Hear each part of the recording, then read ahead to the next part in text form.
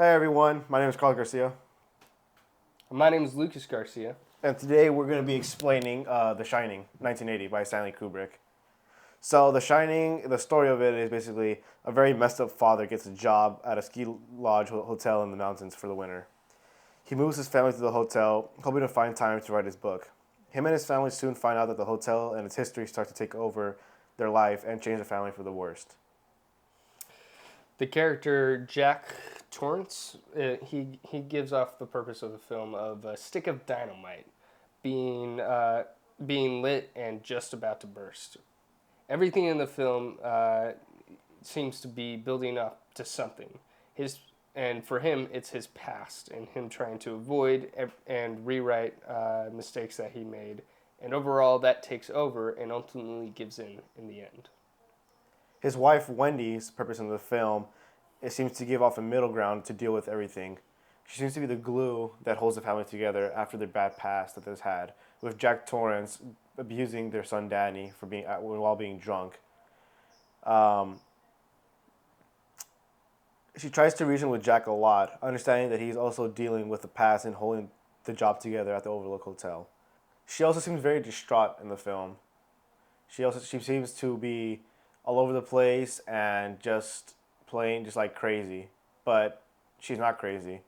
It's just the hotel is making her seem crazy. Danny, which is their son, is the most confusing out of all, but is very necessary to the film, and some would say he's the main character.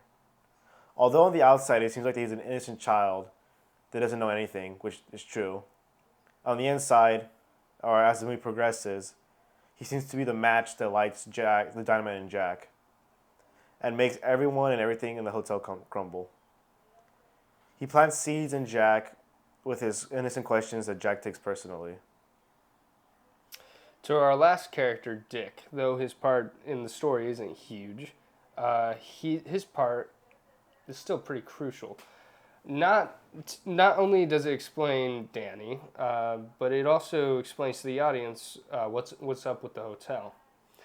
He gives some explanation, Danny, on the history of the hotel and what may come back.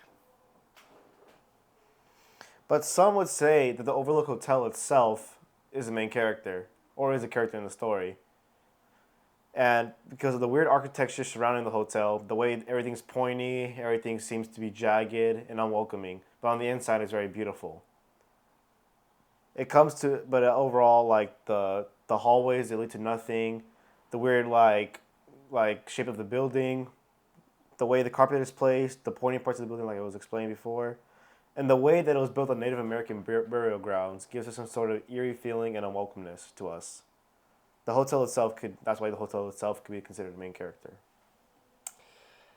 Everything in the film has a hidden meaning of horror or discomfort, where you don't feel safe. The fridge being opened, to the fridge being opened, to Jack nonchalantly telling Danny about cannibalism stories. It leaves the viewers sick to their stomach, to the pit of their stomach. A beautiful, to even as simple as a beautiful setting, to like a ski resort and a maze, gives us a feeling of being alone, but not fully alone, and emptiness. The cinematography, the way Jack Nicholson does his famous Kubrick stare, uh, at almost all shots of that he's in, it gives us a sense of uneasiness. A shot that stands out, a shot that stands out to us of Danny watching the TV and it has no cable, seems to be, and seems to not be connected to anything. Feels like every shot in the film gives us a feeling of unwelcomeness. Even in the beginning shots of the landscapes being shown, that also gives us a sense of unwelcomeness because that land was not originally ours, and in very many Native American cultures, it still is their land, and and people that have taken over, the people who have taken over it, aren't welcome. Yeah. Now to the editing of the film. To keep it short, because it's kind of dragging a bit right now, like the film. The flashes of images and cutting off mid-sentence of the characters talking gives us some sort of like of uneasiness and suspicion of the decisions behind that. In that, it gives us a suspicion of what is to come next. The timestamps in the film also makes it seem like we're all being rushed into something that we're not ready for, and that we are going to an event that no one could expect. Now to the sound and music in the film, which, in my opinion, I feel like is one of the best parts of the film. But what can we say about the sound? It's a lot to say, but we're gonna keep it short.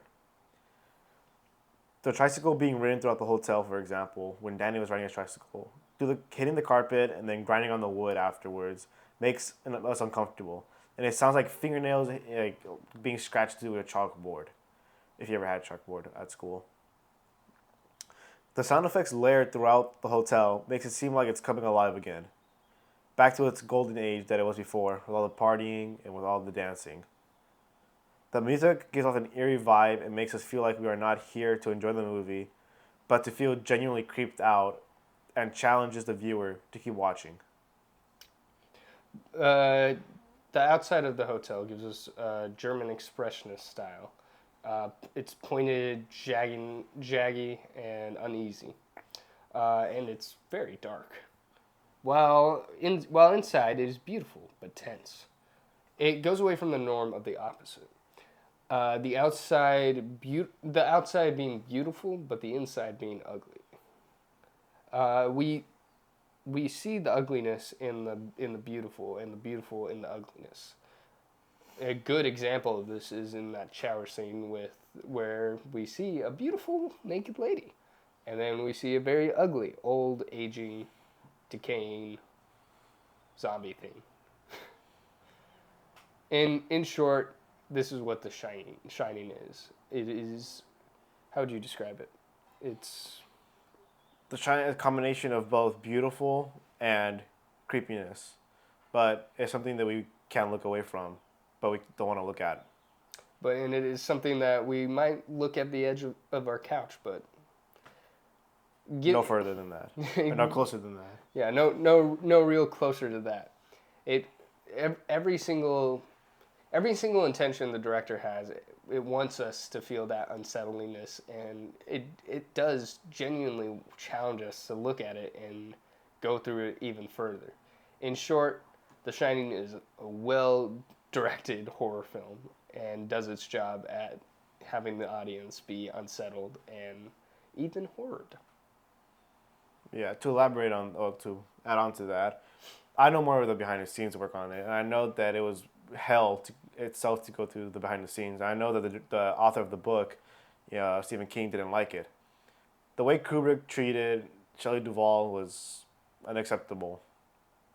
It was more borderline abusing, but even Shelley Duvall said that helped her with her career, and just like everything that was going on in during the shooting, Jack Nicholson, him finding out his mom, and his mom was something like that, that was horrible.